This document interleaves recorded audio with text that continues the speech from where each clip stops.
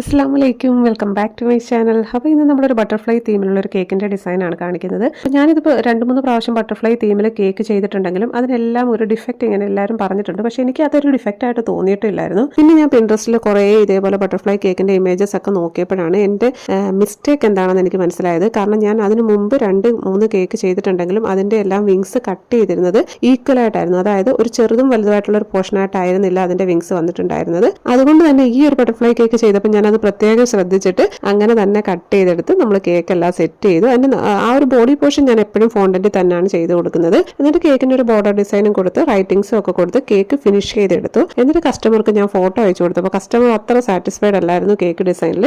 ഈ ഒരു കളറായിരുന്നു കസ്റ്റമർ പറഞ്ഞിട്ടുണ്ടായിരുന്നെങ്കിലും കുറച്ചുകൂടി ഒന്ന് അട്രാക്റ്റീവ് ആക്കാൻ പറ്റുമെന്ന് കസ്റ്റമർ ചോദിച്ചു. അപ്പോൾ പിന്നെ നമ്മൾ കൂടുതലൊന്നും ആലോചിക്കാൻ നിന്നില്ല, പണിയായുധങ്ങളും എടുത്തങ്ങ് ഇറങ്ങി. എന്നിട്ട് നമ്മുടെ ഇതേപോലെ ആ ഒരു ഡിസൈൻ ചെയ്തതെല്ലാം സ്ക്രാപ്പർ യൂസ് ചെയ്ത് ഒന്ന് സ്ക്രാപ്പ് ചെയ്ത് മാറ്റിയതിന് ശേഷം പാലറ്റ് നൈഫ് യൂസ് ചെയ്തിട്ടുള്ള ഒരു ഡിസൈനാണ് കൊടുത്തിട്ടുള്ളത്. അതൊരു പിങ്കും ആ ഒരു ഗ്രേപ്പ് വയലറ്റും ചേർന്ന് ആ ഒരു ഷെയ്ഡിലാണ് നമ്മൾ കേക്ക് സെറ്റ് ചെയ്തത്. അപ്പോൾ ഈ ഒരു ഡിസൈൻ ഞാൻ നേരത്തെ ചെയ്തിട്ടുണ്ടായിരുന്നു. ഇപ്പോൾ സ്ക്രാപ്പ് ചെയ്ത് മാറ്റിയപ്പോൾ തന്നെ അവിടെ പിന്നെ വേറെ പ്രത്യേകിച്ച് ഡിസൈൻ ഒന്നും ചെയ്യാൻ പറ്റാത്തത് കൊണ്ടാണ് ഈ ഒരു ഡിസൈൻ അങ്ങ് സെറ്റ് ചെയ്തത്. പിന്നെ കുറച്ച് ഷുഗർ ബോൾസ് ഇടുന്ന ഡിസൈനെ കുറിച്ച് അവർ പറഞ്ഞിട്ടുണ്ടായതുകൊണ്ട് ഇതിനകത്ത് കുറച്ച് ഷുഗർ ബോൾസ് കൂടി ഇട്ട് ഇങ്ങനെ സെറ്റ് ചെയ്തു. അപ്പോൾ ഇതായിരുന്നു നമ്മുടെ കേക്കിന്റെ ഫൈനൽ ലുക്ക് വരുന്നത്. അപ്പോൾ ഈ ഒരു 2 ബട്ടർഫ്ലൈയിൽ നിങ്ങൾക്ക് ഏത് ബട്ടർഫ്ലൈ ആണ് ഇഷ്ടപ്പെട്ടതെന്നൊന്ന് കമന്റ് ചെയ്തേക്കണേ. പിന്നെ ഫോളോ ചെയ്യുന്ന കാര്യം ഞാൻ പ്രത്യേകിച്ച് പറയണ്ടല്ലോ. അപ്പോൾ ഇൻഷാല്ലാ നല്ലൊരു വീഡിയോ ആയിട്ട് വീണ്ടും കാണാം. Thank you for watching.